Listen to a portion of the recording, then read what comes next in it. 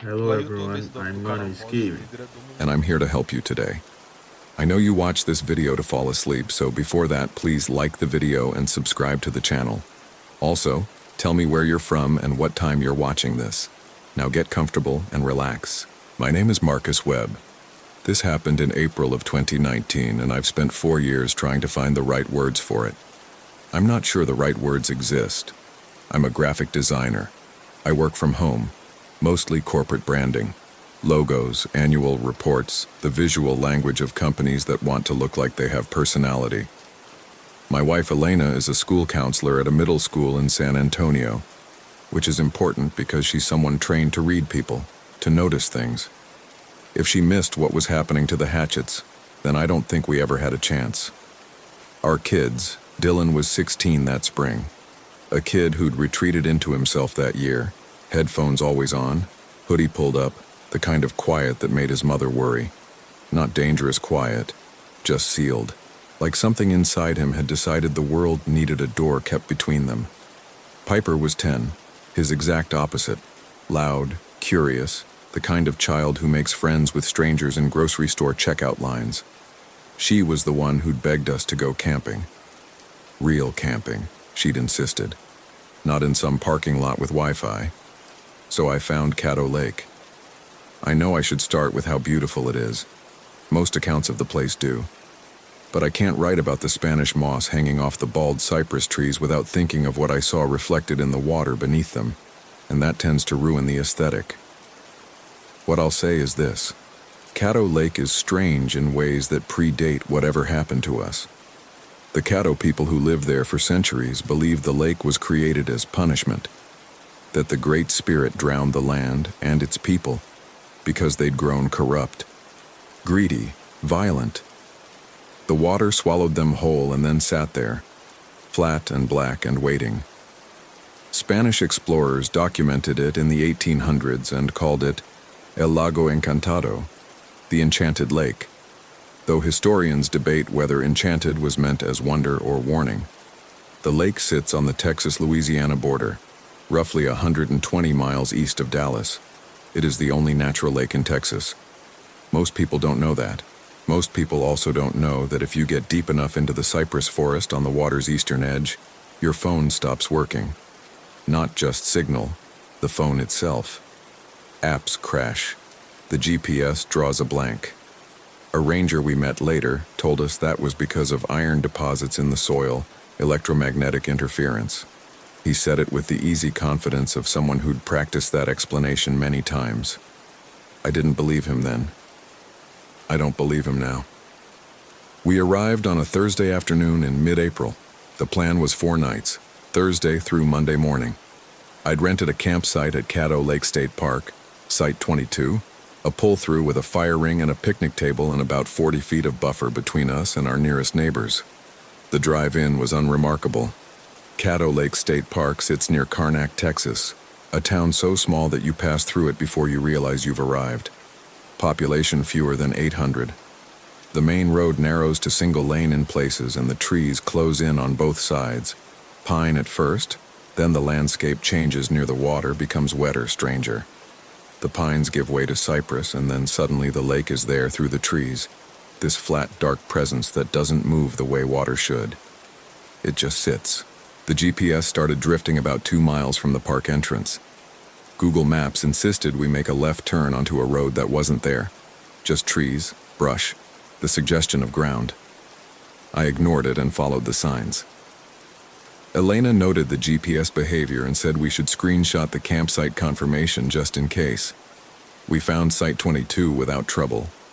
Big enough for the tent and Elena's camp kitchen setup close to the bathrooms, not as private as I'd hoped, but solid. Piper ran straight for the water's edge the moment we stopped the car, and I had to sprint after her because she was 10, and the lake dropped off fast near the dock. "It's so dark," she said, looking down at the water from the wooden dock that jutted maybe 15 feet from shore. "Like tea." "Tannins," Dylan said from behind us. He'd actually taken his headphones off, which was something. "From all the dead leaves. Makes the water brown." "Like tea," Piper said again, deciding that was good enough. We set up camp. Elena organized the cooler with her usual precision.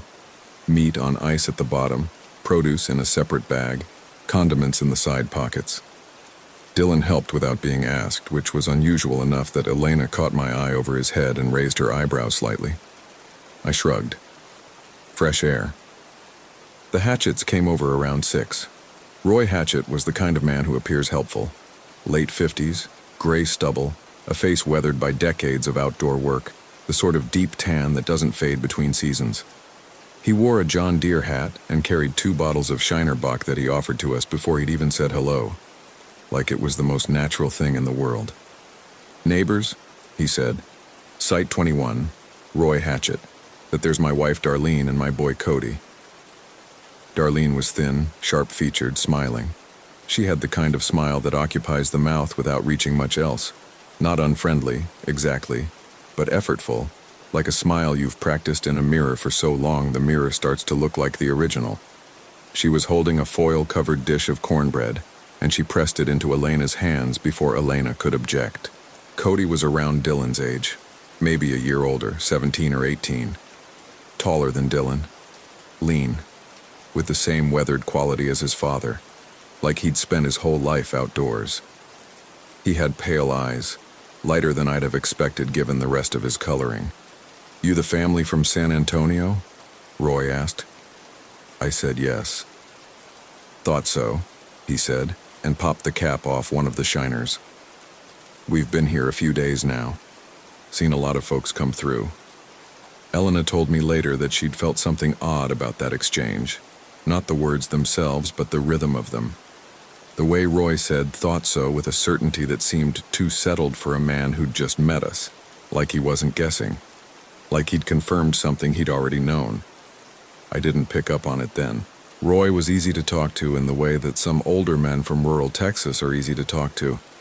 He had opinions about bass fishing and the water table and expressed them in a steady, unhurried way that made conversation effortless. Darlene sat with Elena and talked about her garden back home, her grandchildren, a recipe involving pecans. She smiled continuously, which should have been pleasant, and was instead faintly exhausting to look at. Cody sat near Dylan. Dylan had his headphones on. I watched Cody lean over and say something to Dylan that I couldn't hear, and Dylan, to my surprise, pulled out one earbud to listen. They talked for a while. By the time it was dark, they were laughing about something. "Good kid," Roy said, noticing me watching. "Both of them," I said. Roy looked at me with those pale eyes, lighter than Cody's, I realized, almost colorless in the firelight, and smiled slowly. "Yeah," he said. "I know." The fire went blue that first night, not for long, maybe 30 seconds, maybe less.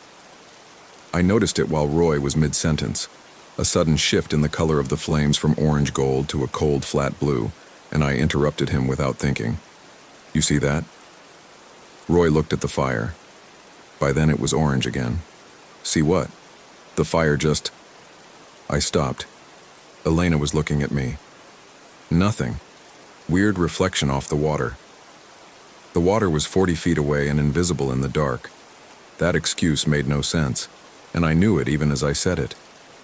But Roy nodded like it was perfectly reasonable and kept talking, and I let the moment go.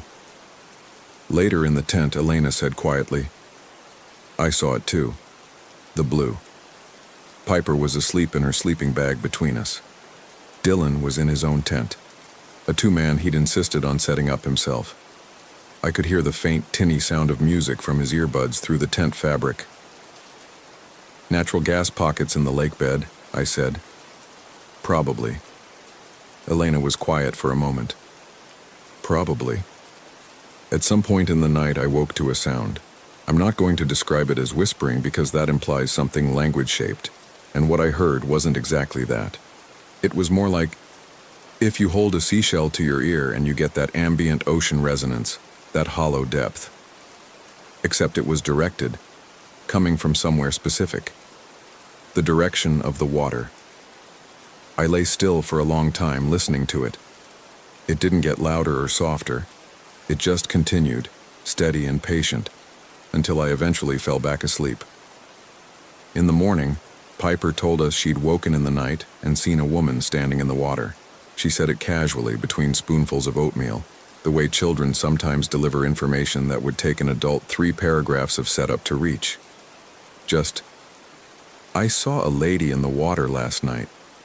"What lady?" Elena said. "I don't know. She was just standing there, really far out, like up to here." Piper put her hand to her collarbone.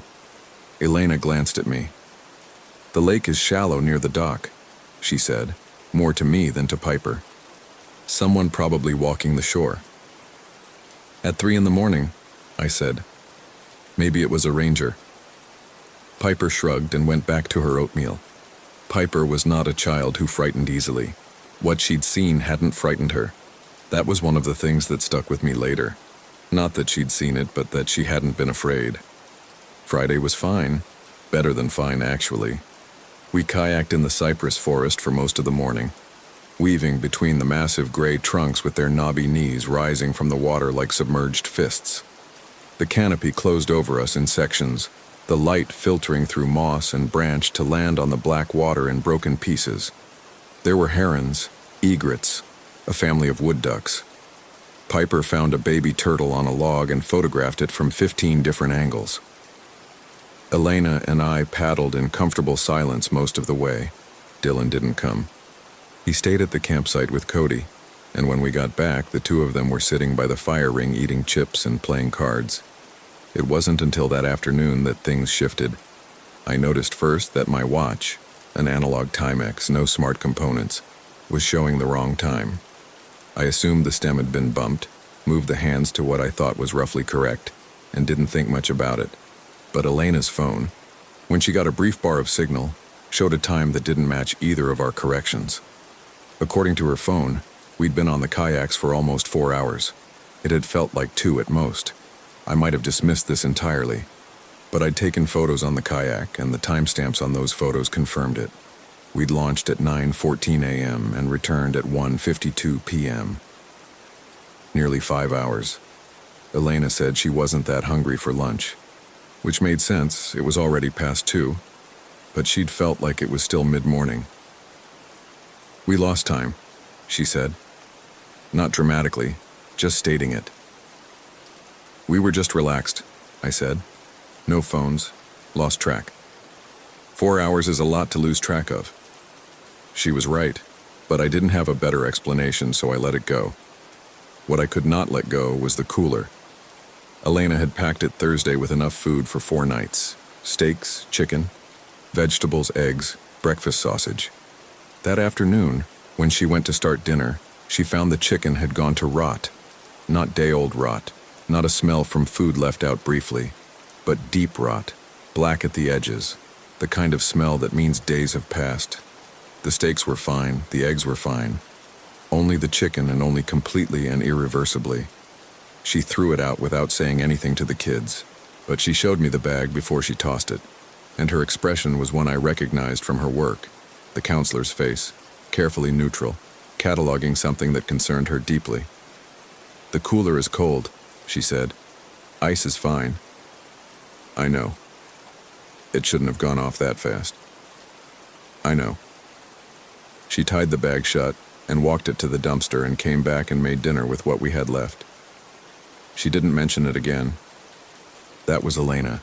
She processed quietly, filed things away, came back to them later. It was a quality I'd loved for 20 years and found maddening at times. The way she could hold something alarming without visibly reacting to it while I was still standing there with my mouth open. The Hatchets came over again after dinner. Roy with more beer.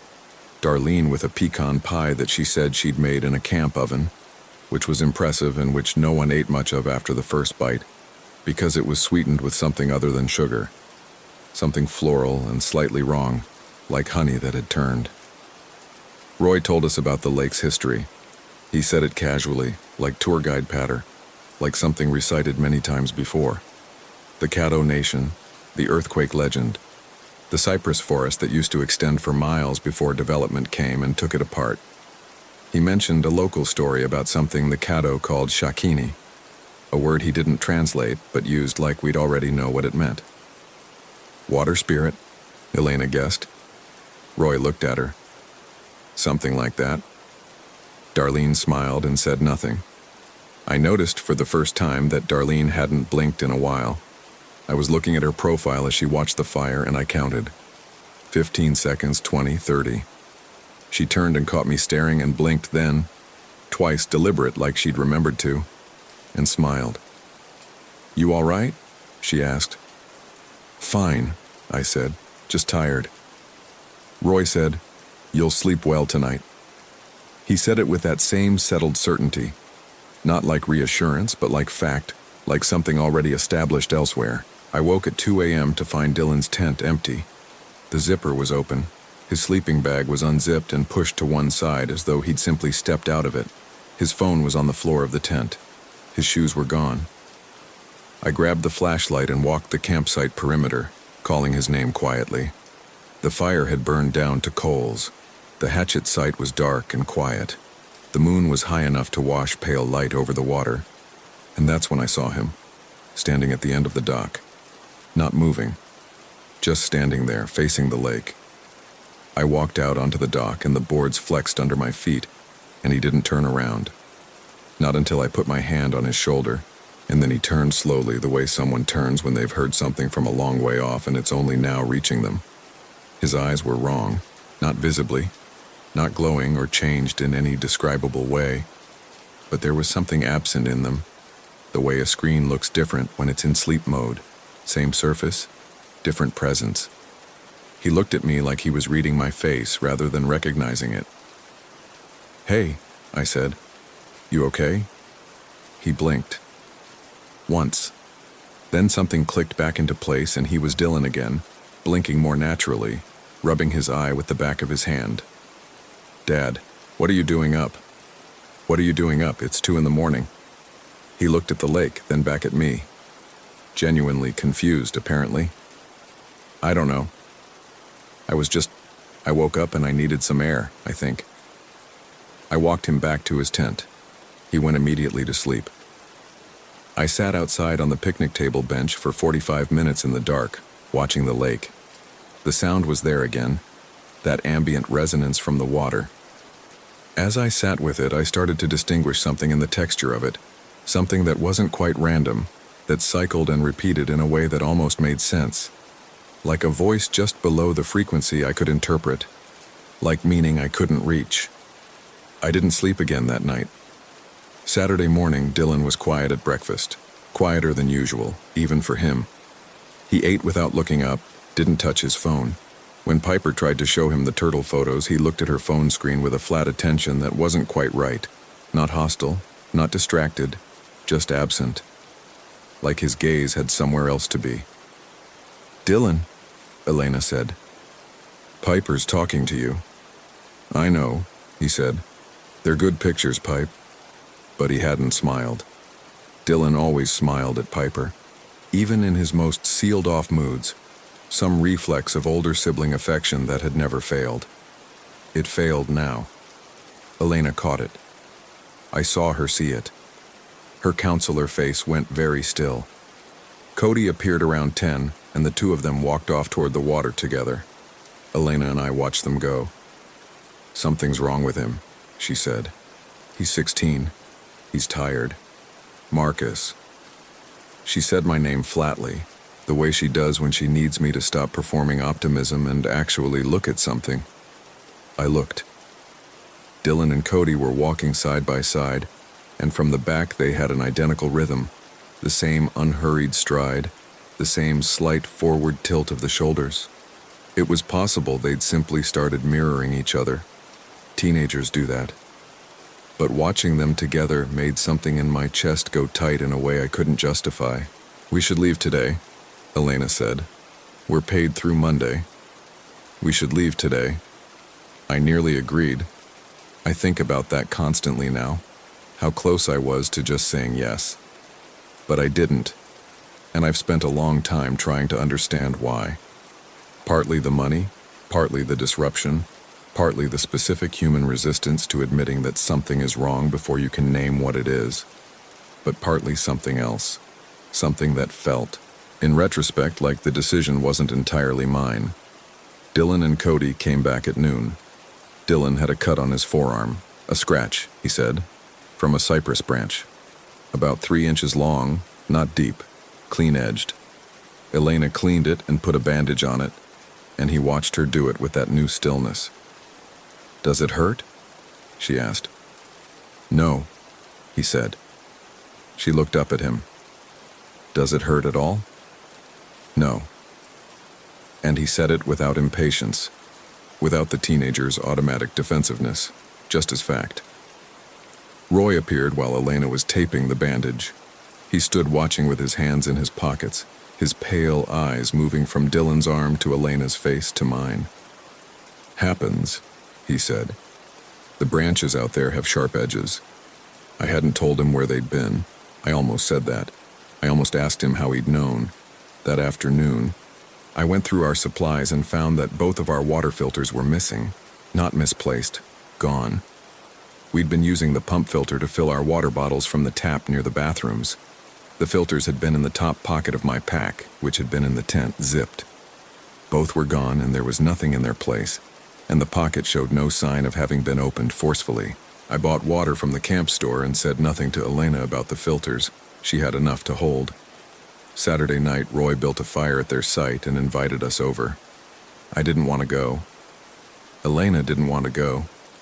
But when we said we were tired and heading to bed early, Roy just nodded and said, sure, in a way that somehow made it clear we'd be going. I don't know how to explain that except to say that's how it felt. Like refusal wasn't actually on the table. We went. The fire burned normally, orange, crackling, throwing heat. Darlene poured coffee without asking whether we wanted any. I held the cup and didn't drink. Piper sat between me and Elena and fell asleep against my arm within 20 minutes.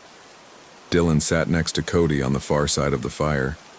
They weren't talking, just sitting, watching the flames with the same angle of attention, the same stillness.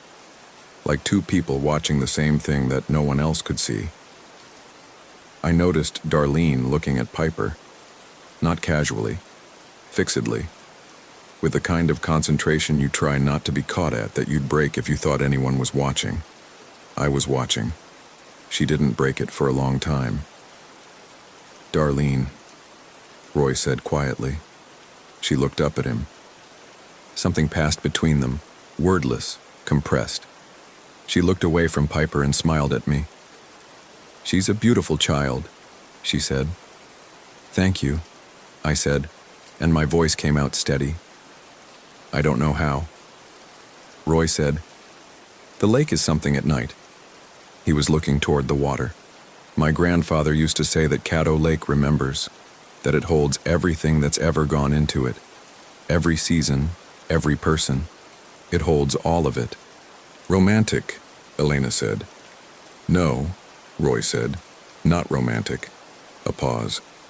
He was afraid of it, spent his whole life here and was afraid of it every day. Elena said, "Are you afraid of it?" Roy looked at her. His eyes caught the firelight, and for a moment seemed to reflect it the wrong way. Too bright, too sustained, like the light was bouncing off something behind the iris, rather than on its surface. "Used to be," he said. I woke at midnight to Elena shaking my arm. She was sitting up in the sleeping bag, and the look on her face. I've known Elena for 22 years, and I've seen her frightened maybe 3 times. This was below fear, operating at the level where fear hasn't named itself yet. "Something's happening with Dylan," she said. We went to his tent. He was inside in his sleeping bag, apparently asleep, but his lips were moving, continuously, without sound. Not the random motor noise of dream sleep, but deliberate articulation, like he was reciting something, working through it word by word. His eyes were closed. His hands were flat at his sides, outside the sleeping bag, fingers spread against the tent floor. Elena knelt at the tent entrance and said his name. He didn't stop. She said it louder, and his lips paused for a moment, then resumed. I reached in and put my hand on his shoulder. He stopped moving. His eyes opened. He looked at us for a moment, not with the disorientation of someone woken from deep sleep. but with a patient, waiting quality. Like he'd been expecting us. "I was just dreaming," he said. "What were you dreaming about?" Elena said. He appeared to think about it. The pause was slightly too long, like he was assembling an answer rather than remembering one. "The water," he said. "I was in the water." Elena looked at me over his head.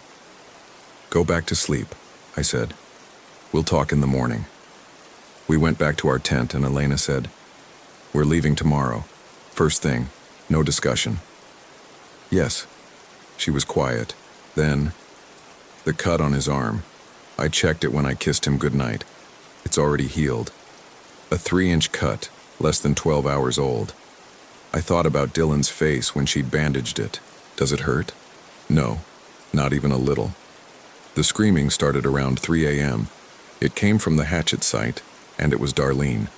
I was out of the tent before I was fully conscious, moving toward the sound before I'd made any decision to move, the way you move toward a child's cry. Elena called after me. I kept going. Roy's fire was still burning, lower now but lit. The 2 camp chairs were there and the coffee things, and Darlene was on the ground between them. Roy was standing over her very still. I stopped at the edge of the firelight. Roy was looking down at her with an expression of complete calm. Darlene was not unconscious. She was pressed against the ground like she was trying to flatten herself into it, hands out, making a sound I don't have a word for. Not quite screaming anymore, something lower, something that seemed to come from further down in her than screaming comes from. Roy turned and looked at me. "She gets like this," he said. "Like what?" "Roy, She gets like this," he said again, slower, and I understood with complete clarity that he was not telling me to calm down. He was telling me to leave. I looked at Darlene on the ground. She was looking at me specifically, not at Roy, not at the fire, at me. And her eyes were wide and wet, and she was trying to say something through the sound she was making, trying to form words. And I stood there unable to move until Roy stepped between us, so that I was looking at his chest and his pale eyes and his carefully arranged face. "We've been here a long time," he said. "This is a fine place. If you respect it, it takes care of you." He paused. "You have to give it something to work with." "I'm calling the Rangers," I said. "You don't have signal." I stood there for one more second. Then I turned and went back to our site and put my hands on my knees and stood there breathing. Elena was at the entrance to our tent with Piper behind her, peering around her hip, awake and watchful. Not frightened. Watching with that same uncomplicated curiosity she'd had at the dock. "What happened?" Elena whispered. "Get your shoes on," I said. "Get Piper's shoes on, get Dylan up now." We were packed in 8 minutes.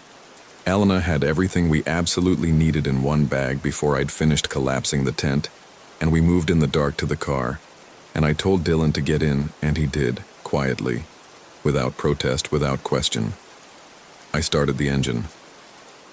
In the rearview mirror, I could see Roy standing at the edge of the hatchet site, visible in my brake lights, not moving, watching us with those pale eyes. Cody stood a few feet behind him, and both of them stood with the same stillness, the same posture, the same unhurried observation. Behind both of them, I could see Darlene. She was standing up now, standing at the water's edge, still as the cypress trees in windless air, looking not at us but at the lake itself. I drove. The GPS didn't work until we were nearly 4 miles from the campsite. For 3 of those miles, I drove by memory and the faint assistance of my headlights, following what I believed was the right road. Twice we hit dead ends, actual ends of pavement, gravel and brush and dark beyond the reach of the headlights, and had to reverse and try again. Elena sat without speaking, one hand on the door. Piper was in her booster seat watching the trees pass. Dylan was in the far back seat, quiet. On the second dead end, when I reversed and pulled back, I heard Dylan say, "We should go back." I said, "No." "The water is good," he said. "It's really good water." Elena turned in her seat to look at him. "Dylan," she said, What did Cody do to your arm? Silence from the back. Dylan, look at me. He turned his face toward her, and in the blue light from the dashboard I could see his expression. Or rather, I could see the absence of the expression that should have been there. The Dylan I knew would have been annoyed or confused or half asleep. The thing looking at my wife from the back seat was patient, considered. Cody didn't do anything, he said. What happened at the lake yesterday, when the two of you went down there? What happened? We swam, he said. It's not bad to swim there. You told me you didn't swim. You said you just sat and talked. The pause was half a beat too long. We swam, he said again. The GPS acquired signal just then. A small chirp, a recalculation, and I followed it without looking in the rearview mirror again. We were on the right road. We were getting out. We stopped at a motel in Marshall, Texas, about 25 miles from the lake. It was 4:30 in the morning. I got a room with 2 queens. Elena and I took one. Dylan and Piper took the other. I lay awake listening through the thin wall. At some point I heard Dylan get out of bed. Footsteps, the bathroom door, the toilet. Normal sounds, in the right sequence. He came back out and crossed the room and got back into bed. 30 minutes later, I heard him get up again. Then again. 4 times in 3 hours. Each time the same sequence, unhurried, methodical. On the 4th time I got up and went to the door between our rooms and opened it quietly. Dylan was standing at the window, not looking out. The curtains were closed, just standing in front of them, facing the fabric. Dylan, I said softly. He turned. Dad, I'm okay. I'm just thirsty. There was a cup on the nightstand with water from the tap. I pointed at it. He looked at it, and a flicker of something passed over his face, a complicated expression almost like disgust. And then he smoothed it out and went back to bed. I brought Piper into our room for the rest of the night and locked the connecting door. I want to be careful here about what I say and how I say it because Dylan is my son. Whatever happened to him at that lake, whatever that water or those people or that presence did to him, whatever it put in him or took from him, he was 16 years old and he did not choose it. I need to say that before I say the rest. In the morning he was better, more like himself. He ate breakfast from the vending machine, 3 granola bars and a Gatorade, and complained that we'd left the camp chairs behind and asked if we could stop at a Whataburger on the way home. These were Dylan things to say. I could feel Elena's relief, quiet and physical, the way she exhaled when she wasn't going to let herself exhale fully. But at the Whataburger, when I went to the counter to order, I looked back at the table where my family was sitting, and Piper had her turtle photos up on her phone, going through them again for Dylan's benefit. And Dylan was watching her scroll, and his smile was there. The big brother smile, the automatic warmth. It was there. Something about the angle of it made me grip the counter. It was Roy's smile. The settled, already knowing smile. Patient in a way that a 16-year-old smile should not be patient. I told myself I was catastrophizing. I told myself I was sleep-deprived and frightened and finding patterns in nothing. I got the food and brought it back to the table and watched my family eat and told myself we had gotten out. We had all gotten out. I filed a report with Caddo Lake State Park by phone the following Monday. A woman in distress, her husband not helping, possibly a domestic situation. The ranger I spoke with took down the information. When I gave him the name Hatchet and the site number, there was a pause on his line. Not long, barely perceptible. And then he said he'd look into it. He called me back 2 days later. Site 21 had been unoccupied the entire weekend. No one by the name Hatchet had registered at the park. Their records showed our family at Site 22 and a couple from Austin at Site 23, and Site 21 had been empty both days. I asked him to check again. He said he had. I found one record of a Roy Hatchet connected to Caddo Lake, a property tax record from 1987 for land on the eastern shore. The same year the address became delinquent. The family, Roy Dean Hatchet, his wife Darlene, their son Cody, were recorded as missing by the Harrison County Sheriff's Department in April of 1989. The case was listed as cold. No bodies were ever recovered. The lake sits very still at its bottom, they say. Nothing disturbs what rests in the deep. Dylan is 17 now. He's fine mostly. Better in some ways. He talks more, engages more, is present in a way he wasn't before the trip. His teachers comment on it. He's made more friends, he doesn't listen to music anymore, the headphones are gone. When I ask him about it, he says he just got bored with it. He drinks a lot of water, more than he used to, more than is normal. He carries a water bottle everywhere and empties it and refills it and empties it again. I've mentioned it to Elena, and she watches him the way she's been watching him since we left Caddo. With that counselor's stillness, that careful catalog she never shares with me until she's ready. He doesn't have the smile all the time, just sometimes. When he doesn't know I'm looking, or when Piper does something that delights him and the reflex fires a beat too late, like a signal bouncing off something far away before it reaches his face. 3 weeks ago, I went into his room while he was at school to look for a phone charger. His room is usually a controlled chaos. Clothes on the floor, textbooks stacked imprecisely, the particular organized disaster of a teenage boy. It was clean. Very clean in a way that took me a moment to process because it was clean the way a room is clean when someone has deliberately removed things that shouldn't be seen. Every drawer was shut. Every surface was clear. On his desk, a single water glass full. And on the window, facing out toward the street, someone had drawn in the condensation.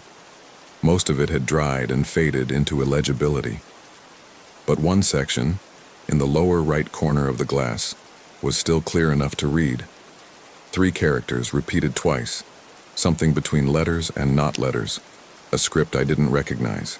I photographed it and sent it to a friend who studies linguistics at UT Austin. She got back to me 2 days later, excited in the way academics get excited when something is genuinely unfamiliar. She said she couldn't identify the script with certainty, but that the character forms had structural similarities to Proto-Caddoan writing. Not modern, she emphasized. Not anything that should exist in the working memory of a 17-year-old from San Antonio. She asked where I'd seen it. I told her we'd been near Caddo Lake recently. She said that was interesting and asked if she could study the photo further. I said sure. I haven't told her about Dylan. Last night he came home from school and ate dinner with us and helped Piper with her math homework and loaded the dishwasher without being asked. He was so much like himself that I sat across the table and felt a rush of love so strong it made my eyes sting. And I thought, I'm wrong. He's fine. He's my kid and he's fine, and I'm building a horror story out of a bad camping trip. Then he went upstairs. I heard him stop at the top of the stairs and stand there, and the house was quiet around him. And I heard him say something very softly, not to himself, not to anyone visible, in a language I did not recognize. Then his bedroom door opened and closed, and the house was quiet.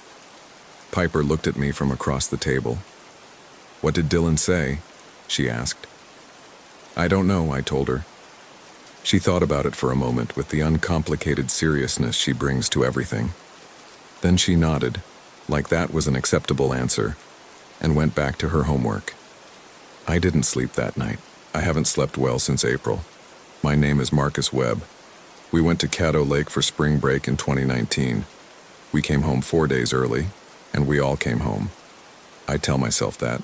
We all came home. I'm just not sure what came home with us.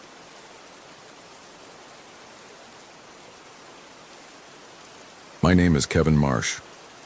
I am a 38-year-old high school history teacher from Huntsville, Alabama, and what I'm about to tell you happened during the 3rd week of June, 2019, in the Sipsey Wilderness area of Bankhead National Forest, Alabama's largest designated wilderness, 62 miles of canyon country and old-growth hardwood in the southern Appalachians, where the rock cuts deep into the earth and shadows pool in the slot canyons even at noon. I know how this sounds. I've told this story to 3 different people: my brother, my therapist, and a Winston County Sheriff's detective named Rains, who took a statement and then looked at me the way people look at someone they've decided is wasting their time. None of them believed me. Donna doesn't fully remember what happened, and she hasn't been camping since. Our marriage is a different thing now than it was before we drove those 60 miles south from Huntsville and parked our RV beside the Sipsey Fork. I need to put this down in order. Dates, times, what happened step by step. Because the one thing that frightens me most isn't what I saw. It's how quickly memory softens the edges of it. June 18th, arrival. We pulled in on a Tuesday afternoon, just after 2 o'clock. The Sipsey Wilderness doesn't have a formal RV park. That's partly why I'd chosen it. We were camping at a dispersed site along FS Road 208, not far from the Sipsey Fork trailhead, on a flat dirt pad shaded by old-growth beech trees so enormous that 3 adults holding hands couldn't fully encircle one. The bark of those trees is smooth and silver gray, almost like skin stretched over something huge. I'd been to the Sipsey twice before, once as a child with my father, and once in my early 20s, trying to make peace with something I couldn't name. The wilderness has a particular quality to it, a heaviness in the air, the way the canyon walls hold heat and shadow, the sound of the fork moving over its limestone bed with a constant low murmur, like conversation happening just out of earshot. Dana was navigating from the passenger seat of our 28-foot Forest River Sunseeker, while our daughter sat in the back with her headphones on, phone in hand, though she'd lost cell signal on Highway 33 an hour earlier. Caitlin was 14 that summer. She had Dana's dark hair and my tendency toward silence, and she wasn't happy about the trip. She'd said so twice on the drive down and then stopped saying it, which was worse, but she'd brought a paperback and seemed resigned to 4 days without Wi-Fi. The site we found was good.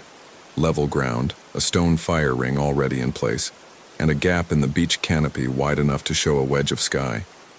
There was one other rig about 40 yards down the dirt track, a battered white Class C with a roll-tide bumper sticker and an American flag suction cup to the rear window. As we were leveling the slide out, the man came over. His name was Earl Pitts, 62 years old, retired after 30 years as a diesel mechanic in Moulton. He had a weathered, open face and pale blue eyes that tracked everything. He was friendly in that particular rural Alabama way. Not forward, not eager, just open.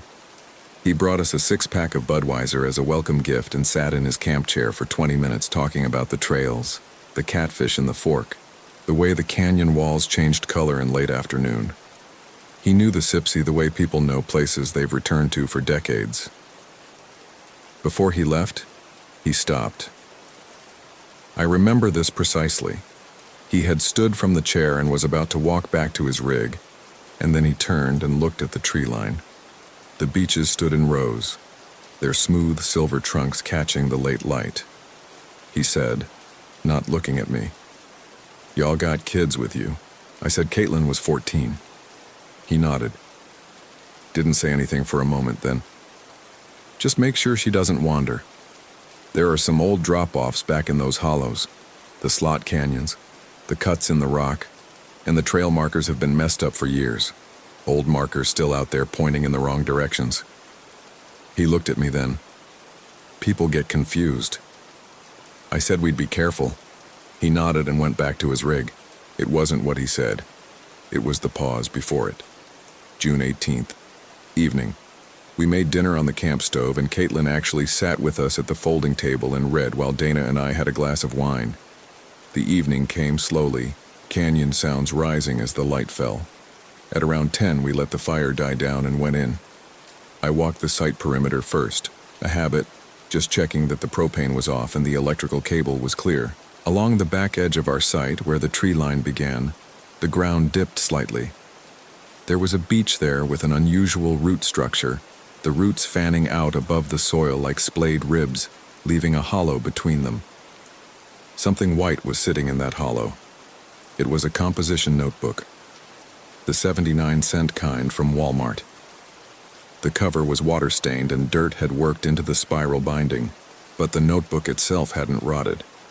It felt as if it had been there for months rather than years, and it was sealed inside a gallon Ziploc bag that had mostly kept the moisture out. I carried it back to the dying fire and opened it. The entry started in April. The handwriting was small and careful, the kind that takes concentration. The author never used their own name. The first entry described arriving at a campsite in the Sipsey with a wife and a teenage girl. I read that line twice. April 14th. We found a site off 208, same as last time. Beth parked while Kylie and I got the chairs out. Good site. Beech trees. Heard something moving in the tree line around midnight but couldn't see anything when I looked. I told myself it was coincidence. Plenty of people camp here with families. I kept reading. The handwriting changed in the later entries. Not dramatically. Not like it became something other than handwriting. But the letters grew tighter. The spaces between words narrower, as if the writer were trying to compress too much into each line. I stopped at the entry marked April 19th. Kylie came back. It's not her. I know it's not her. I don't know how to explain it to Beth because I don't know how to explain it to myself. I tried to leave tonight. The RV wouldn't start. I don't know what to do. I closed the notebook. The fire had burned to coals. The forest was dark and absolutely still. I sat there for a long time before I went inside. June 19th. Morning. I didn't tell Dana about the notebook. That was the first mistake, and I've thought about it in the months since. If I had shown it to her at breakfast, set it on the table between the coffee and the eggs, maybe the weight of it would have landed differently. Maybe we would have left that morning. Instead, I sat with my coffee and watched her and Caitlin cooking scrambled eggs on the camp stove and told myself, this is a coincidence. Someone camped here with a wife and a teenager and wrote a horror story and abandoned it. People do strange things. The GPS on my phone wasn't working correctly. Not unusual. Canyon, poor signal. But the offline map I'd downloaded was also misbehaving.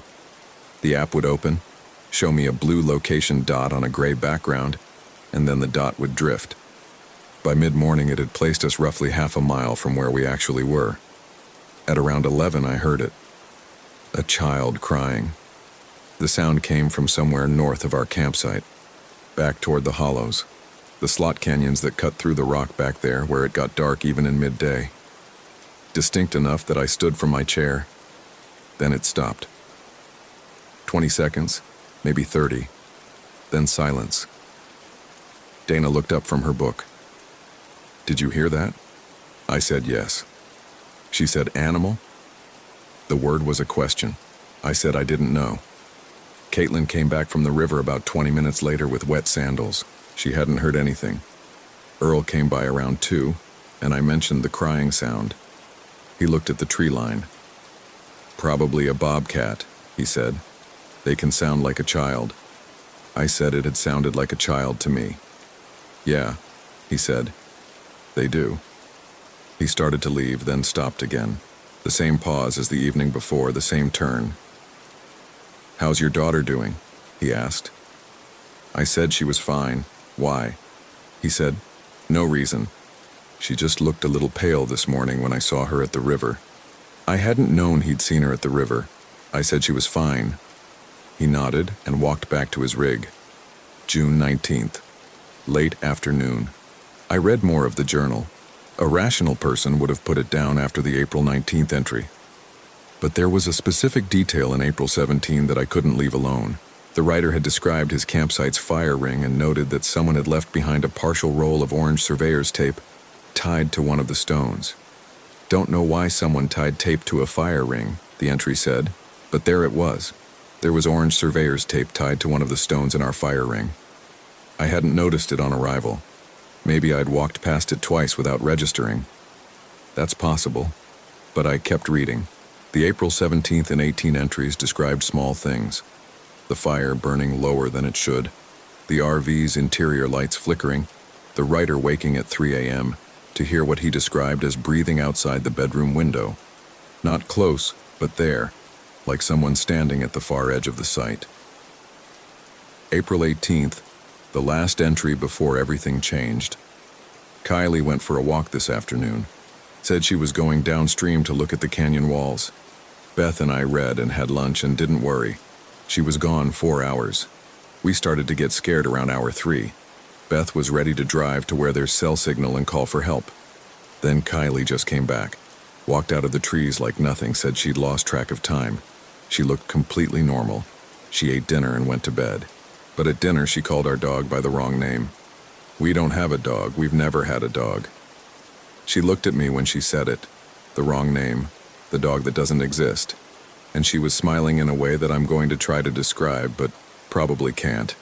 Not wrong exactly. Not like something performed. Just slightly ahead of what her face should have been doing. Like her face was expressing a feeling a half second before the situation called for it. That evening, the fire burned blue for about 3 minutes. Not the tips of the flames. Not the way green wood sometimes burns at the edges. The entire fire went blue, pale and cold, as if someone had changed the chemistry of the air around it. Dana was inside. I was alone at the fire ring, and I sat completely still for those 3 minutes and watched it. Then it went back to orange and yellow, and it was just a campfire. I went inside and didn't sleep. June 20th, morning. Caitlin wanted to hike to Thompson Creek Falls, about 1.5 miles from the trailhead. She'd been cooperative all trip, more than I'd expected, and Dana agreed before I could think too carefully about it. The trail along the fork was good. Canyon walls in layers of sandstone, brown and rust, the old beaches overhead with their enormous canopies, birdsong, good light. For the first 20 minutes of the walk, I felt the fear leaving me, felt the particular idiocy of having spent 2 days frightening myself with a stranger's notebook. We stopped at a flat rock above the fork to drink water. I checked my phone, still the drifting blue dot on a gray screen. The offline map now showed us on a different trail entirely, one that ran parallel to ours but 300 or 400 yards east on the other side of the canyon. We reached the waterfall. It was modest, 15 feet, but the pool at its base was clear and cold and ringed with moss so green it looked artificial. We ate lunch there. Caitlin waded into her knees, made a sound of shock at the cold, then laughed. Dana photographed her. I watched and thought, this is my family. This is my daughter. We are fine. On the walk back, Caitlin spotted a side trail and said she wanted to take a short detour. Just 100 yards, she said, to see a rock formation. She'd noticed it on the way out. I said we should stay on the main trail. Dana said 100 yards was nothing. Caitlin went in. We stood at the junction. 12 minutes passed, then 20, then 30. We called her name. The canyon walls threw the sound back at us, and it was impossible to tell what was echo and what was answer. At 45 minutes, I went in after her. The side trail was unmaintained, no markers, undergrowth closing in from both sides, and it curved through a hollow and dead-ended at a stand of hemlocks. Nothing there.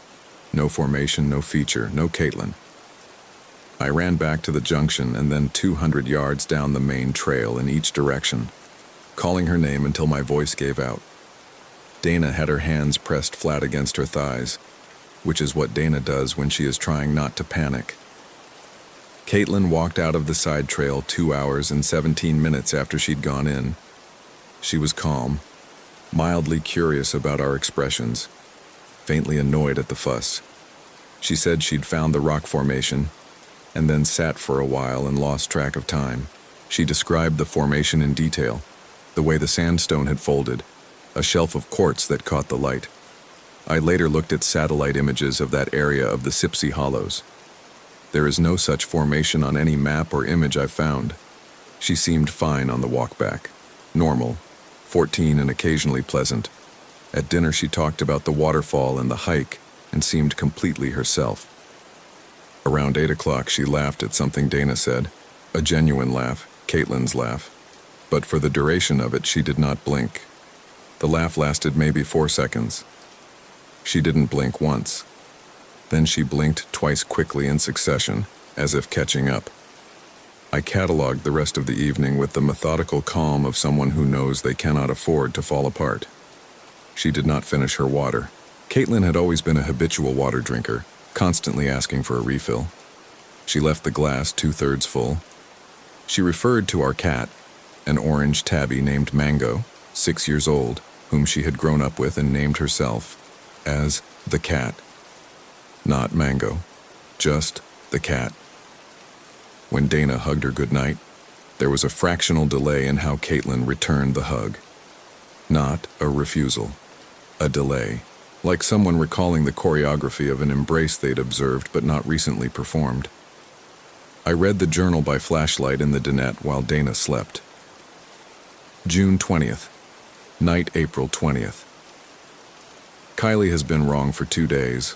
I can't prove it to Beth. Beth thinks I'm paranoid, and I haven't slept more than 3 hours since Kylie came back. But this morning, Kylie stood in the shower for 40 minutes, and when Beth called to her, she said she was figuring out the controls. Kylie has taken a shower every day of her life for 11 years. She knows how to work a shower. I talked to Earl today, the old man at the neighboring site. He's been coming to the Sipsey for years. I asked him about local legends, phrased it casually. He looked at me for a long time before he answered. He said, "There's old stories about the hollows, stuff the creek people knew. Something that lives in the cuts in the rock, the hollows, the slot canyons, any place where the stone comes together and it's dark even at noon. The old folks around here call it the Hollow Man. Not like something hollow inside, more like something that comes out of the hollow. It takes things that go in and doesn't give them back the same." I asked what he meant by not the same. He said, "Has your girl been using names right? Her own name, other people's names?" I said I didn't understand. He said, "Something that doesn't have a name of its own has trouble with names. It knows them, it can use them, but they don't come natural. They come when it has to think about it. When it's distracted, when it's busy, it forgets." I put the notebook face down on the table. The bedroom door was open. Dana was breathing in sleep. The RV was quiet except for the forest outside, the fork murmuring, something small moving in the canopy. I went to Caitlin's bunk. She was sleeping on her side. I stood there and studied her face. The freckle at her left temple, the slight upturn at the end of her nose she'd inherited from Dana. 14 years of a face I knew as well as my own. I said her name. She didn't stir. I said it again, quietly. She opened her eyes and looked at me. "Dad?" Her voice thick with sleep. Normal. My daughter's voice. I said I was sorry, I just needed to check on her. She said okay and closed her eyes. I stood there for another 10 minutes. She breathed and slept and looked like my child. I went back to the dinette and sat in the dark with my hand flat on the cover of the notebook. I thought about my father.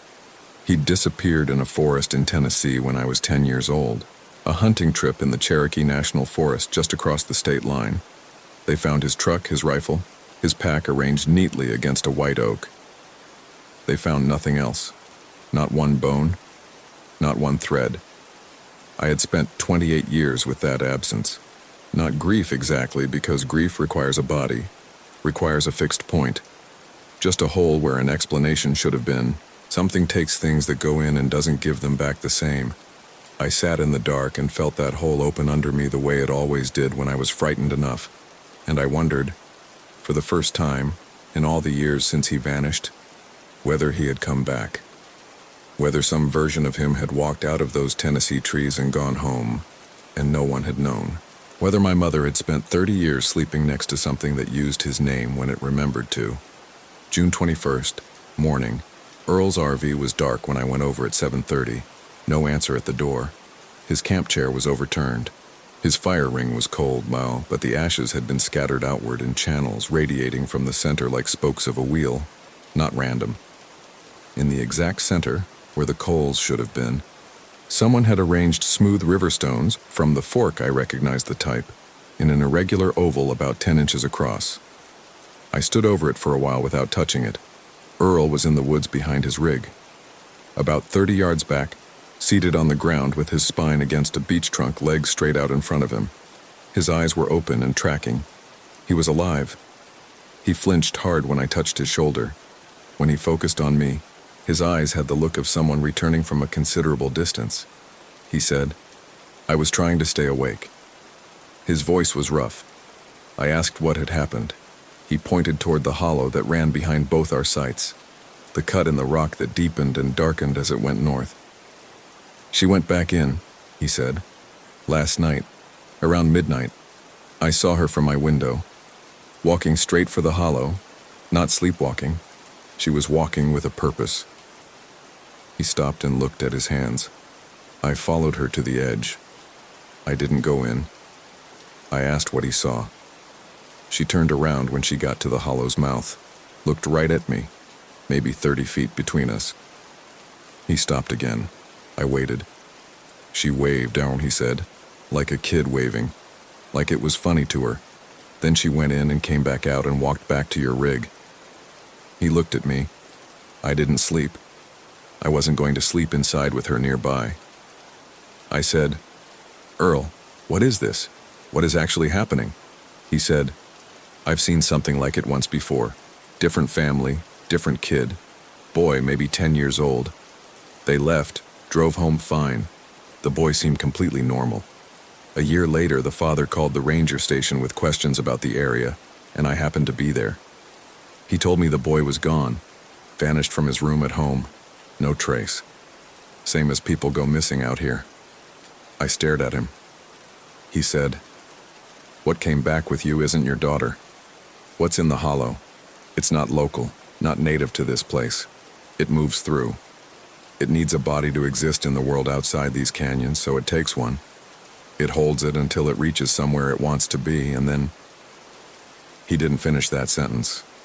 I asked, "And then what?" He looked at me steadily. "Then it doesn't need the body anymore." I walked back to the RV. My hands were steady. My legs worked. There was a quality of unreality to the morning. The dew on the pine needles, the sunlight angling through the beaches, the ordinary beauty of it, that made what Earl had just said feel like something I was imagining. Dana had the slide-out retracted already. She was checking window latches. "Caitlin's in the bathroom," she said. "Ready in 5 minutes." I said okay. I stood by the driver's door and looked at the hollow visible between the beaches. The shadow in there didn't change with the sun. It stayed the same depth, regardless of the angle of light, like a hole cut in the air. My father went into a forest and didn't come back. I thought, what if he came back, and I just didn't know it wasn't him? June 21st. Departure. I was at the wheel, Dana in the passenger seat, Caitlin in the rear seating area. We pulled out. The dirt road wound north through the old growth, and I drove carefully, roots crossing the surface, the narrow track requiring attention, and I watched the rearview mirror. Caitlin was looking out the rear window. Her face in the small rectangle of the mirror was calm, interested, watching the trees pass. Fess Road 208 runs about 2 miles before reaching the paved county road. Halfway along that stretch, the road dips through a draw and passes within 50 feet of the primary hollow. I knew this because I'd walked that stretch on the first afternoon. I gripped the wheel and did not look at the trees. When we reached the draw, she said, "Stop." Conversational. Not loud. I kept driving. "Stop the RV." Dana twisted in her seat. "What?" "Caitlin, what's wrong?" "Keep looking forward," I said. "Kevin, please." My voice was completely steady. I don't know how. "Look at the road." From the rear seat, a sound. Not words. Not Caitlin's voice. A sound that had never come from my daughter's body. Something low and structureless and without identifiable frequency. Like the Sipsey Fork moving over limestone compressed into a throat that was never designed to produce it. It lasted perhaps 4 seconds. Then it stopped. From the rear seat in Caitlin's voice, with Caitlin's particular slight Alabama drawl, "Sorry, I feel sick. Can we stop so I can get some air?" I accelerated. Dana faced forward. I watched her in my peripheral vision, her hands on her thighs pressed flat. She said nothing. The road climbed out of the draw. The hollow passed behind us. The trees thinned. When we hit the pavement, I felt the change in the tires and kept going without easing off. Signal bars climbed back onto my phone. Dana said very quietly, "Drive faster." I drove faster. June 21st, the county road. 3 miles to the first intersection. 2 miles in, Dana put her hand on my arm and said to pull over. She got out, opened the rear door. I sat at the wheel and looked at the road ahead, the empty 2-lane county highway.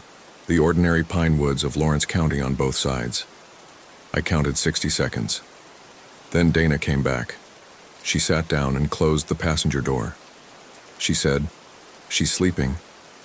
Her voice was careful, precise. "She's lying on the seat asleep." I said, "What?" She said she felt sick and then she went to sleep. Dana pressed her hands flat on her thighs again. "She's just sleeping." We drove to urgent care in Jasper. Caitlin's vitals were fine. They gave her fluids through an IV for mild dehydration, and she slept in the examination room for 2 hours. When she woke up, she asked for her phone, remembered her phone was dead, and said, with the specific theatrical outrage of a teenager who has missed something, "Why am I in a clinic? What happened?" She looked at me with Caitlin's eyes, Caitlin's face, Caitlin's voice.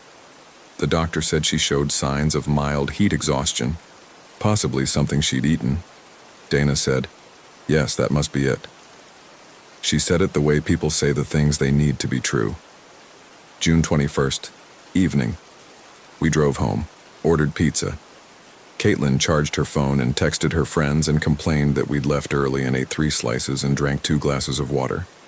She seemed completely herself, 14 and occasionally pleasant and entirely, stubbornly normal. I didn't sleep. I sat in the kitchen and read the final entries in the journal by the light above the stove.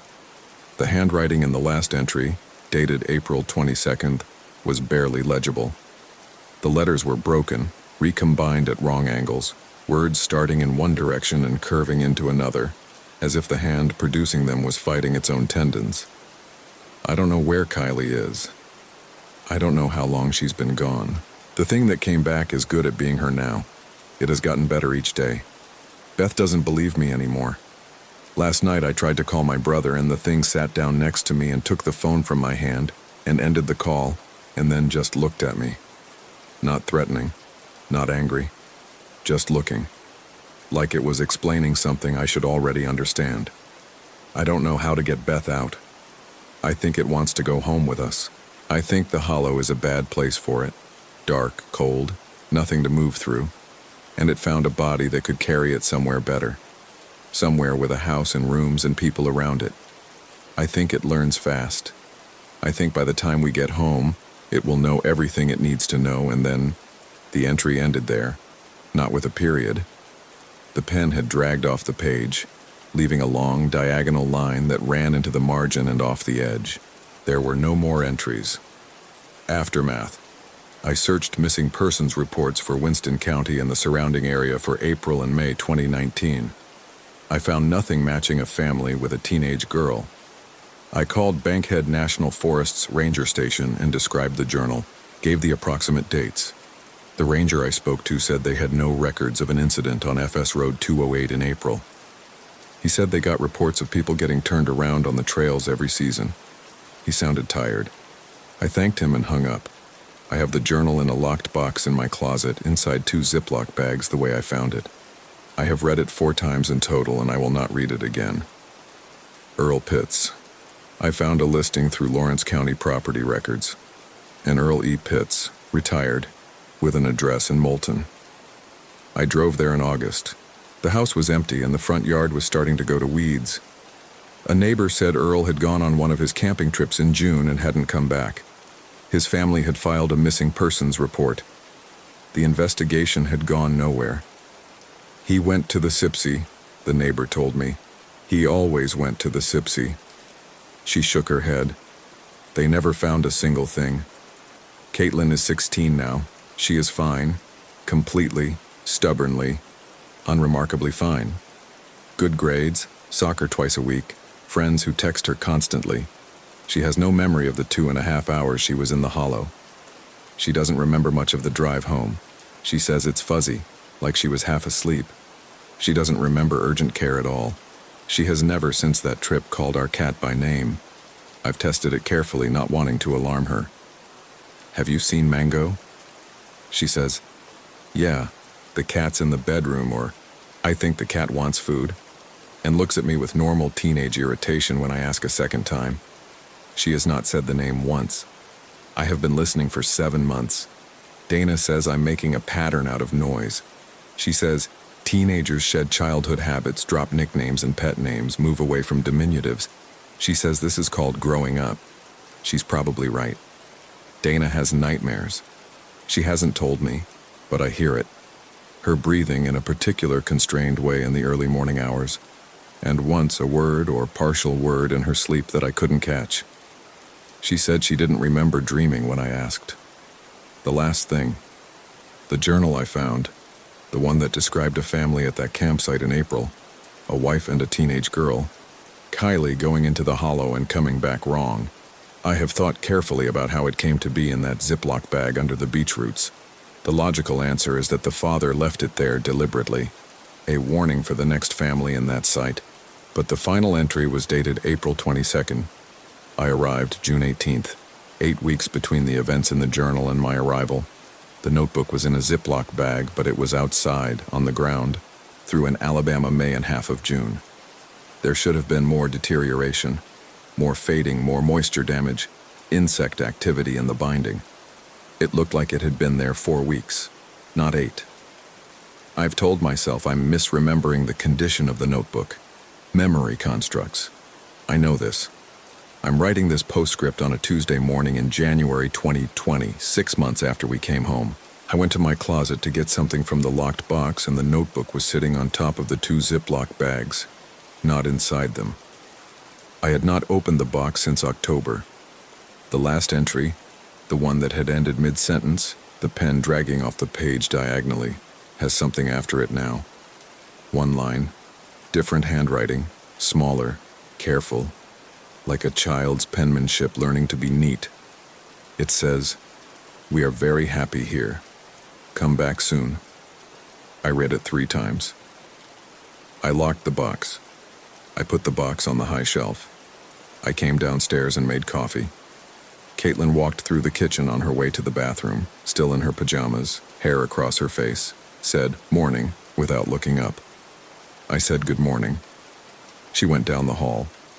I stood in the kitchen and waited to hear the bathroom door close, and I counted her footsteps on the hardwood floor.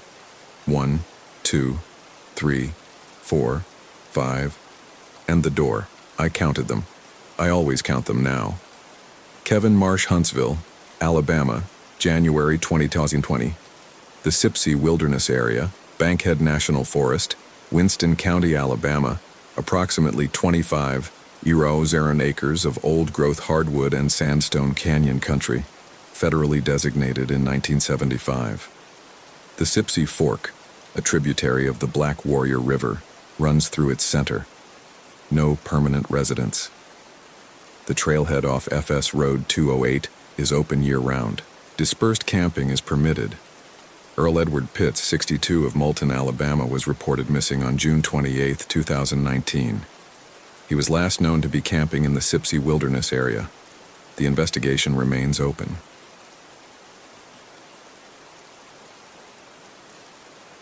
My name is Marcus Webb. I'm a high school history teacher, 34 years old, and until 16 months ago I would have told you I didn't believe in anything I couldn't footnote. I'd say the same thing now, except I can't sleep anymore. I keep the overhead light on in my apartment. I've canceled every outdoor plan I've made since I got back. My therapist calls it acute stress response, and she says that's normal after trauma. She's kind. She believes me mostly. But whenever I describe Devlin's face in the ravine, the way it moved, she writes something in her notepad and doesn't meet my eyes. So I'm writing this down. Not for her. Not for the sheriff's department in Avery County, who took my statement and nodded and called it a tragic accident because that was the easiest box to check. I'm writing it because I need it outside my head, because if I don't get it out, I think I'll lose the difference between what happened and what I dreamed. This is what happened. All of it. Part 1. The drive down. The trip was Devlin's idea. It always was. Devlin Stokes and I had been friends since our sophomore year at UNC Greensboro, where we bonded over a shared hatred of 8 a.m. required courses and a shared love of hiking the Uwharrie trails on weekends. He was an environmental engineer, built like someone who actually used the outdoors for more than Instagram. With a laugh you could hear from 2 campsites over, and an almost pathological competence with knives, ropes, and fire. After my divorce from Renata was finalized in March, Devlin was the one who called every other day and didn't bring it up unless I did. He was that kind of friend. His girlfriend, Carrie Nguyen, had never done backcountry camping. She'd done resort glamping in Asheville and a few day hikes on the Blue Ridge Parkway with her sister, but multi-day wilderness was new territory. She was a pediatric nurse, 31, small-framed, with a dry sense of humor that she deployed like a scalpel and a habit of reading the information placard at every trailhead, no matter how obvious the content. I liked her. She was sharp and realistic, and she balanced out Devlin's bravado in a way that felt useful when you were about to carry 40 pounds into the backcountry. The plan was 4 days, 3 nights in the Linville Gorge Wilderness. Roughly 12,000 acres of roadless forest in the Blue Ridge foothills, one of the most rugged pieces of terrain in the eastern United States. The gorge itself is carved by the Linville River, which drops nearly 2,000 feet over 14 miles before emptying into Lake James. The walls on either side run to nearly 3,000 feet in places. Cell service is non-existent. The trails are unmaintained. You need a permit for weekend camping, which Devlin had secured months in advance. And the trailhead sits at the end of a gravel forest road off NC 181 that feels like it's testing whether you really want to be there. We drove down from Greensboro on a Thursday in late September. The weather had been perfect for a week. Cool nights, clear days, the hardwoods just starting to turn. Devlin had the route planned in his notebook, old school, with elevation profiles drawn in pencil. Carrie had downloaded offline maps on 2 different apps. I had my compass and a paper topo I'd printed at the library. None of that helped. I want to be clear about that now, even though it won't mean anything until later. We parked at the Babel Tower trailhead just after noon and shouldered our packs in the sun. The air smelled like dry leaves and pine sap and that particular mineral scent that comes off granite when it's been baking all day. Carrie took a photo of the permit sign. Devlin adjusted his pack straps 3 times because he always did. I remember standing at the trailhead and feeling, for the first time in months, like the weight of the divorce wasn't the first thing I was carrying. That's the part that haunts me most, honestly. How good it felt at the start. Part 2. The first night. The Babel Tower trail drops sharply off the rim almost immediately, switching back through a tangle of rhododendron and mountain laurel before leveling out in the gorge bottom. We made camp about 4 miles in, beside a bend in the Linville River where a gravel bar opened up enough for 3 tents. The water was clear and cold and loud enough to cover most ambient noise, which I know now is not always a comfort. Devlin had the fire going in under 10 minutes, which was typical. Carrie filtered water while I set up my tent. We ate freeze-dried pasta and drank bad camp coffee and talked about nothing important. Her sister's new baby, a student I'd had who'd written his entire term paper on the wrong war. Devlin's theory that the National Park Service was secretly run by people who hated hikers. Normal conversation, easy and warm the way a fire is when you're tired and clean and not worried about anything. The first strange thing happened around 10 o'clock. Devlin was feeding the fire and the flames turned blue. Not the whole fire, just the center, for maybe 4 or 5 seconds. A deep, chemical blue, like the color of a gas range burner. Then it shifted back to orange and yellow without any fuss. Devlin looked at it for a moment and said, "Probably some mineral in the wood." And that was that. Carrie mentioned she'd read something about copper compounds doing that. I agreed. We weren't looking for reasons to be scared. We were tired. We went to bed. I woke at what I thought was around 2 in the morning and lay in my sleeping bag listening to the river. Something felt off. I couldn't locate it. It was like that feeling you get when you walk into a room and can't remember why you went in. A mismatch between intention and reality. I unzipped my bag and noticed it was already unzipped. Not halfway. All the way down. Folded open to one side. I hadn't done that. I sleep cold. I never kick out of my bag. I lay there for a while and told myself I must have done it in my sleep, which was possible. Then I zipped it back up and lay there another hour before I could fall back asleep. In the morning, Carrie's bag was the same. Unzipped, folded back, her sleeping in her fleece liner like she'd prepared for it. She said she hadn't. She said she'd zipped it up twice before bed because she always runs cold. Devlin's bag was zipped. He slept through the whole thing. Part 3. The second day. Before we left camp that morning, I noticed something I hadn't seen the night before. On the trunk of a large red oak at the edge of our site, at roughly eye height, someone had cut 4 short vertical lines into the bark. The cuts were dark with age, not recent, and below them, a single horizontal line crossing all 4. I'd seen marks like that on trail trees before, blaze cuts for root finding.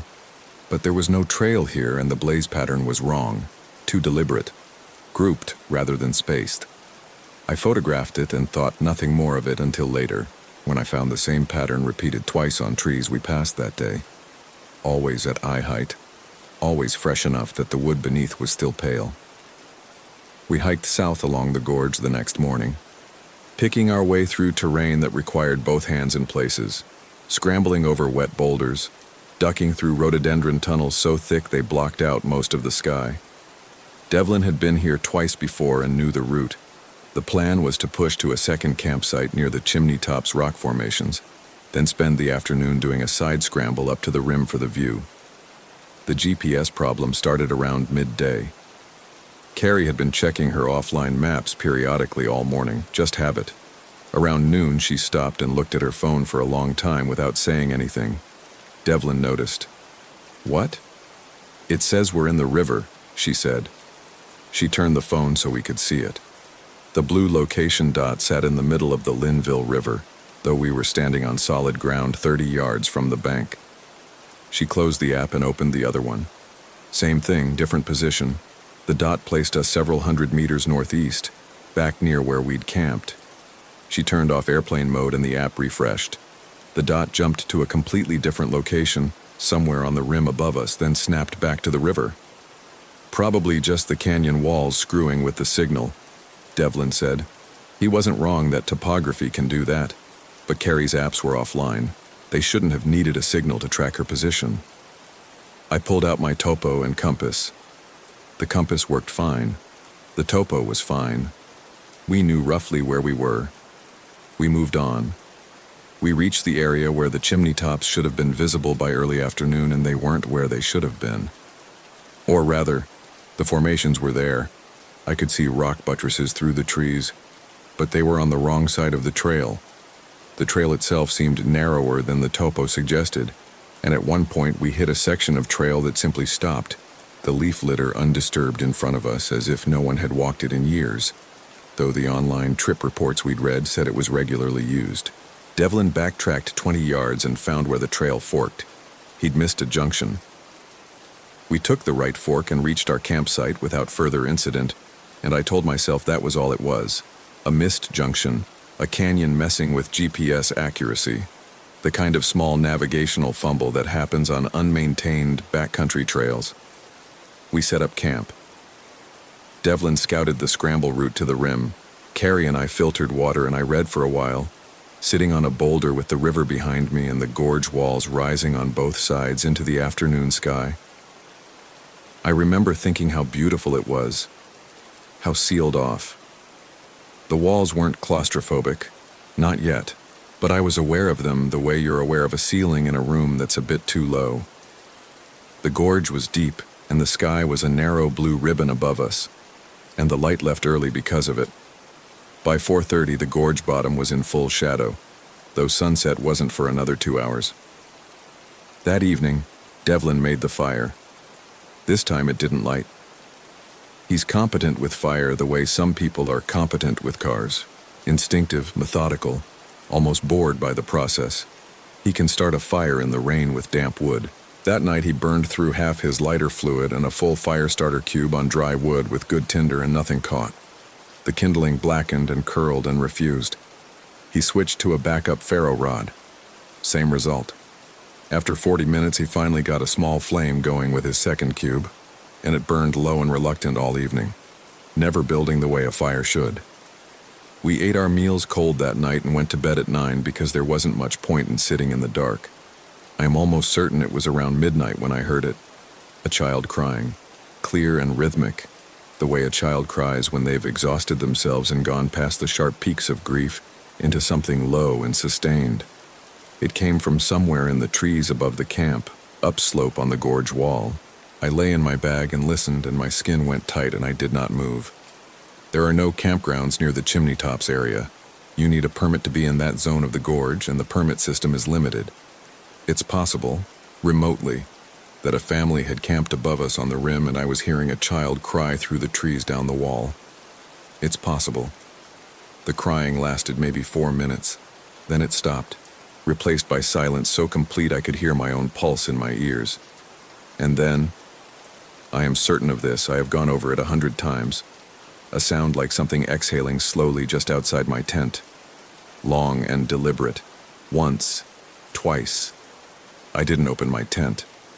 I am not ashamed of that.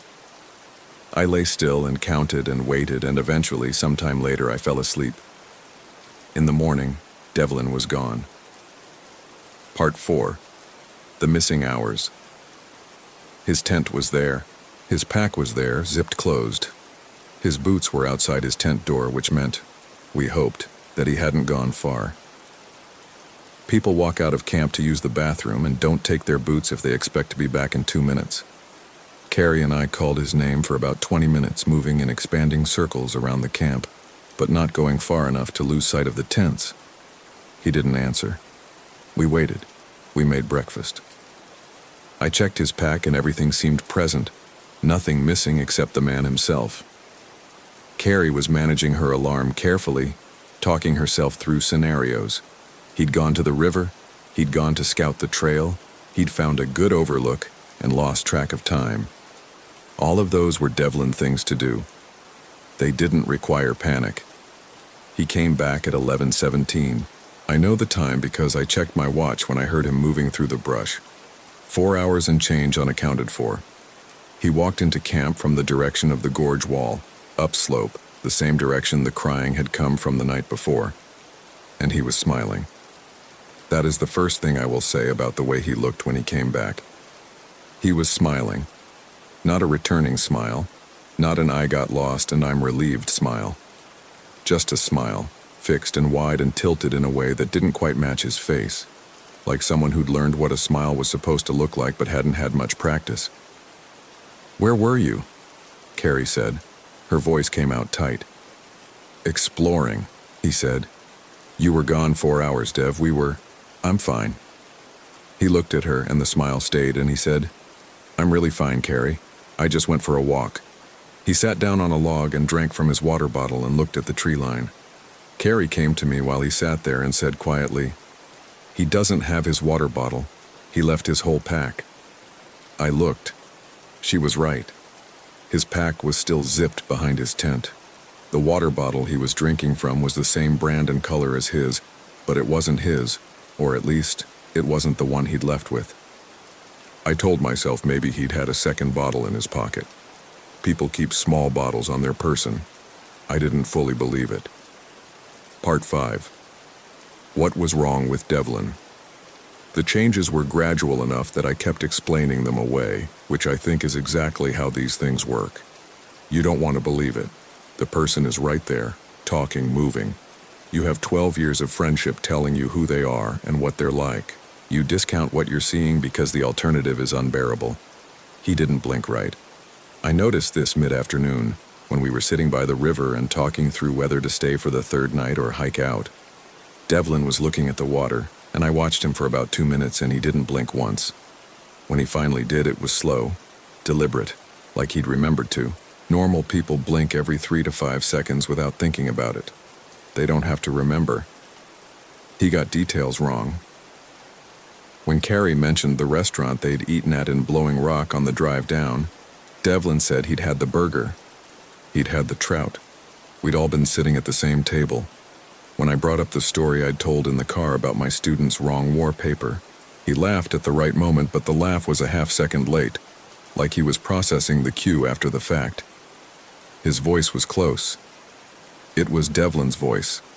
Same cadence, same vocabulary, same tendency to start sentences with "listen" when he was making a point. but there was something underneath it that wasn't inflection. It was flat in the wrong places, a radio signal with the warmth stripped out. Around 2 that afternoon, I found him crouching over the pack he'd supposedly left behind all morning, going through it methodically, not looking for something lost, more like he was cataloging.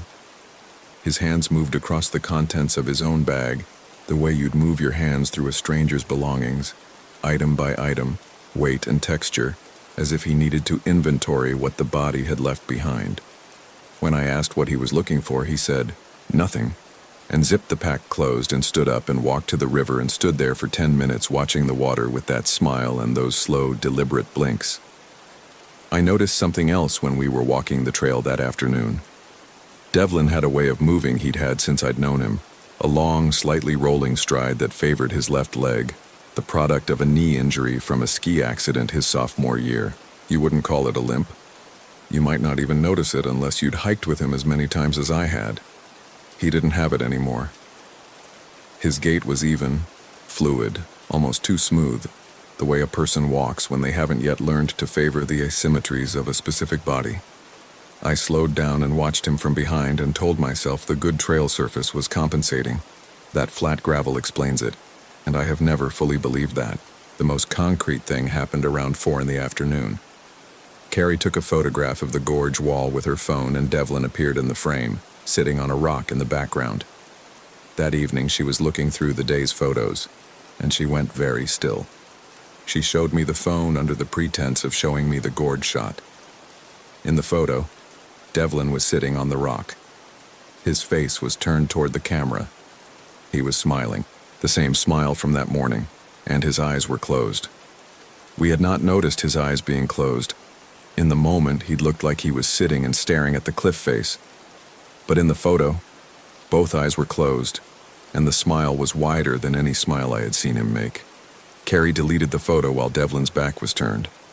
I didn't ask her why. I understood. We discussed it in the voice people use when they're afraid of being overheard. We stood at the river's edge with the water loud between us and her, and she leaned close and said that she thought he needed medical attention, that maybe he'd hit his head during whatever he'd done that morning, that sometimes blunt trauma could cause personality changes and altered behavior. She was a nurse. She was reaching for the rational explanation. I loved her for it, and I didn't believe it. "We should hike out in the morning," I said. "What if he won't go?" I didn't have an answer. Part 6. The third night.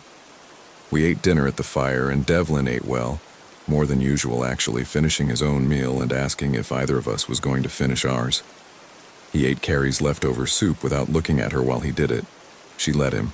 She watched him the way you watch a stray dog that seems friendly, with one eye on the exits.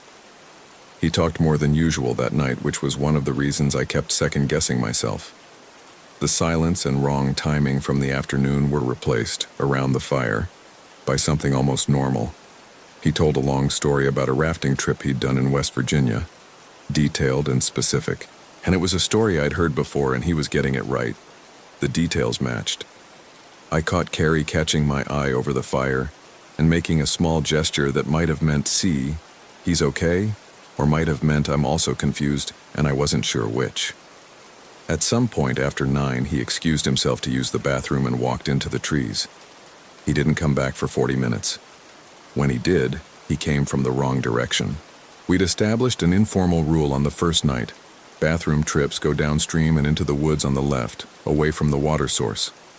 He came back from upstream, from the right, from the direction of the gorge wall. He didn't acknowledge the time gap. He sat down and stoked the fire and said, "Getting cold." And that was all. I went to bed at 10 and lay in my bag and listened. The river covered most sound. I don't know when I fell asleep. I woke to Carrie screaming. The scream was short, 2, maybe 3 seconds, and then cut off in a way that wasn't like someone stopping screaming because they felt safe. It was a sound that ended wrong. I was out of my bag and through my tent zipper before I was fully awake, which tells you something about where my mind already was. Some unconscious part already braced for it. The fire was dead. No coals, no heat, as if it had been out for hours. The camp was dark and cold, and I stood in the middle of it in my socks and long underwear and could not see anything. I said Carrie's name, quietly, then louder.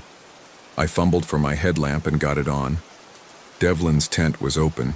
His bag was inside, unzipped, folded back exactly like mine had been on that first night. Carrie's tent was collapsed inward, like something had pushed the poles down from outside, or like every stake had pulled free simultaneously. The whole structure had caved in and lay flat. She was not inside it. I moved in a circle around the camp calling her name, and my voice was not working right, coming out thin and strange. I moved up slope toward the gorge wall because that was where Devlin had come from twice, and I went 20 yards into the trees with my headlamp cutting the dark and the rhododendron throwing strange shadows. And then I stopped. I heard Devlin. He was talking. Low and rhythmic, not quite speech, something between speech and chant. And the sound of it made the hair stand up on my forearms in a way that had nothing to do with the cold. I moved toward the sound and pushed through a rhododendron thicket and found a small clearing I hadn't known was there. A shallow depression in the gorge wall where the rock pulled back to create a pocket of open ground. Carrie was sitting in the center of the clearing with her back to me. Devlin was standing in front of her. He was the wrong height. That's the only way I can say it. He was taller than Devlin by a foot, or he was standing straighter, or the proportions of his limbs were different. Something was off.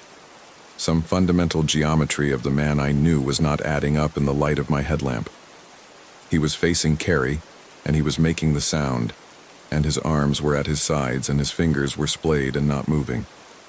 Carrie. My voice came out almost normal. Carrie, we're leaving. She didn't move. Carrie, stand up. We're going. The thing that was Devlin turned and looked at me. The smile was there. Same as the morning, same as the photograph, same as every unguarded moment since he'd come back from wherever he'd been. In my headlamp it looked pasted on, the expression of someone who had learned smiling from description rather than experience. It spoke in Devlin's voice. Marcus, you should sit down. Carrie, get up. She moved then, turned to look at me, and her face was wrong too. Not as wrong as his. But her eyes had that flat look, the same processing delay, and she said, Marcus, it's okay. Sit down. And her voice had the same thing underneath it that his did, that absence of warmth. And I understood that whatever had been done to him was happening to her, or had already happened, or was in the process of happening. And I understood it in the way you understand things in nightmares without reasoning toward it, as pure and immediate knowledge.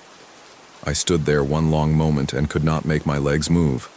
The thing wearing Devlin's face tilted its head, a small adjustment a few degrees past what a neck comfortably allows, and said my name again.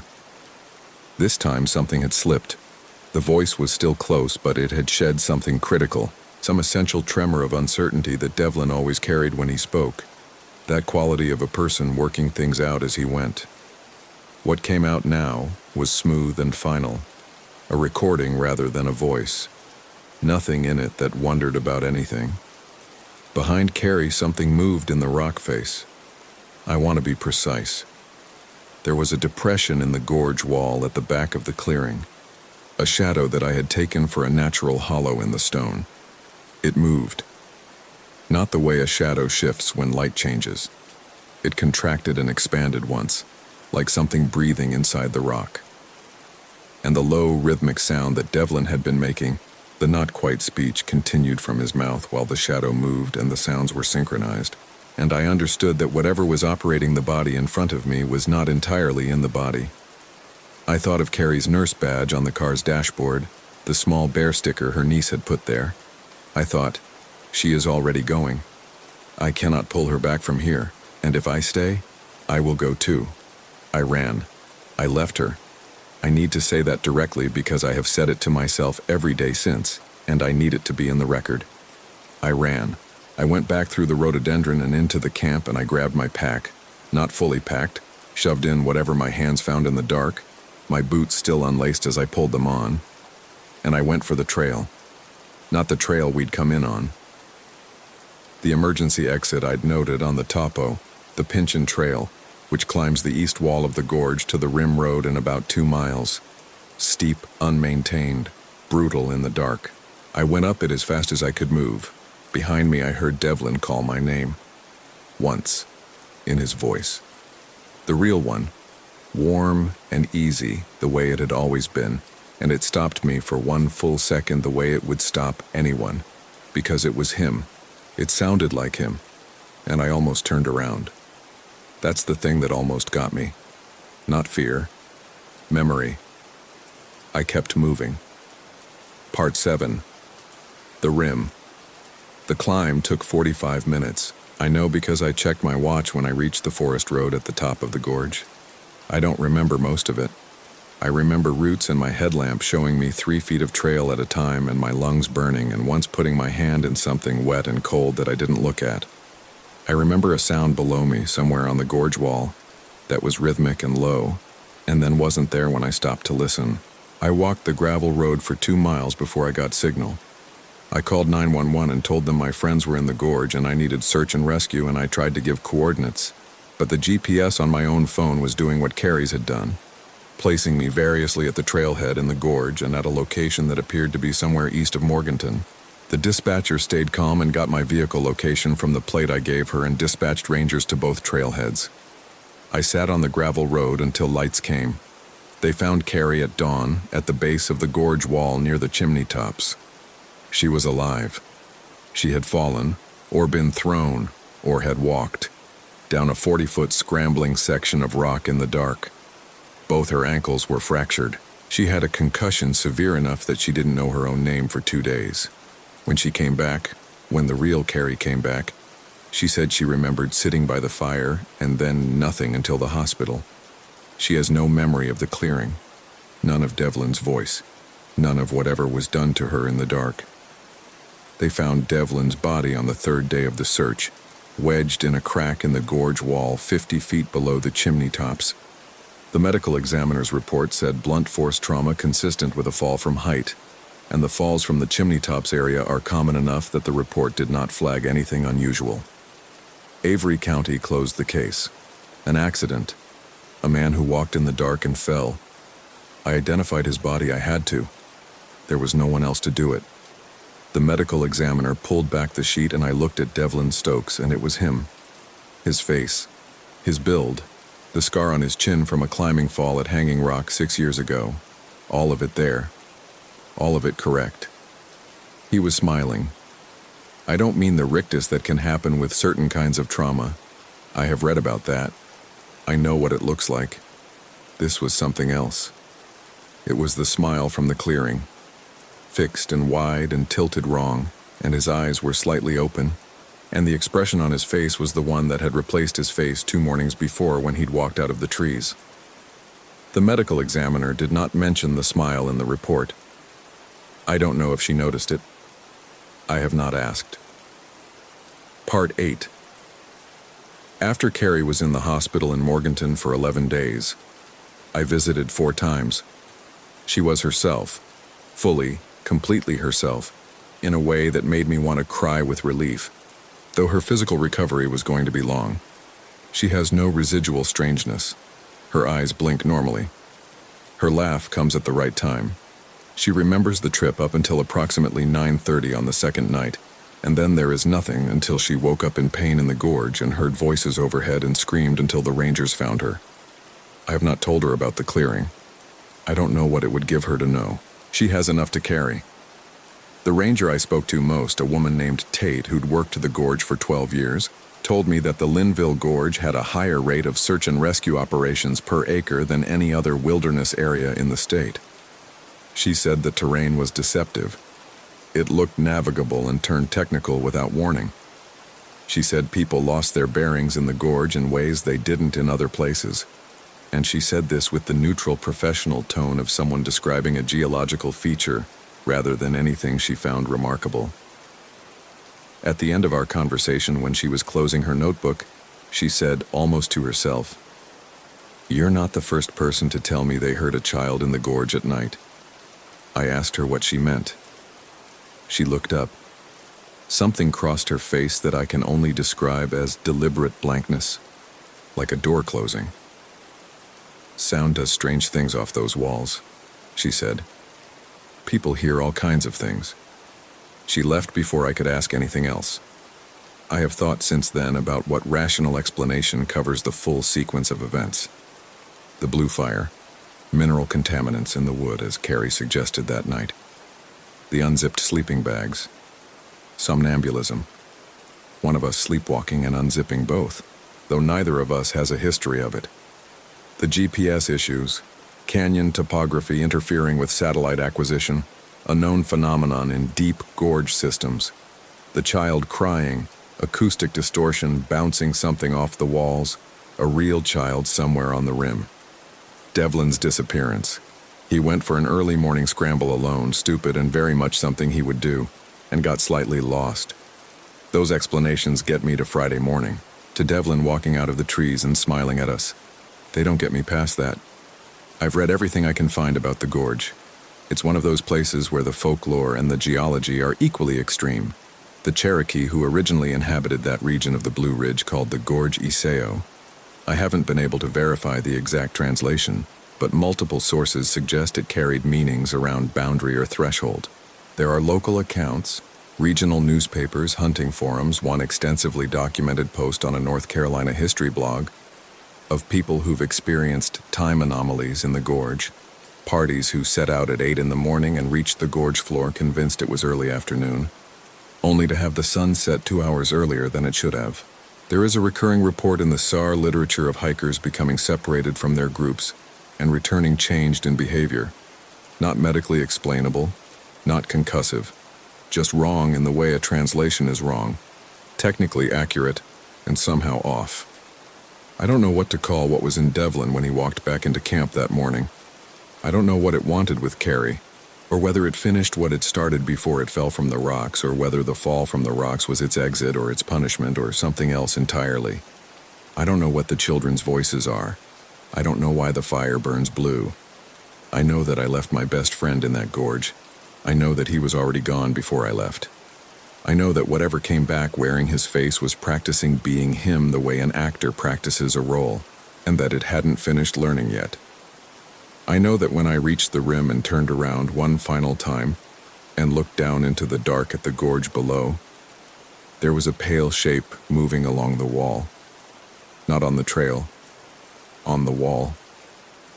Horizontal, parallel to the ground, moving in a way that had nothing to do with gravity as I understand it, and moving quickly, and moving in the direction I had come from. I watched it until I couldn't see it anymore. Then I walked to the road.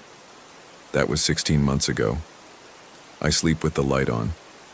I canceled my therapy appointment last week because my therapist wants me to revisit what she calls the moment of separation, when I ran, and I can't do it yet. Maybe ever. Carrie is in physical therapy and doing well. And we text sometimes, and she has a new dog and a new apartment, and she seems, genuinely, to be okay in the way that people are when they don't know what they're being okay about. Devlin's memorial was in Greensboro in November. 200 people. His family asked me to speak. I said he was the best friend I've ever had, which is true, and I described the way he built a fire, which everyone who knew him recognized immediately.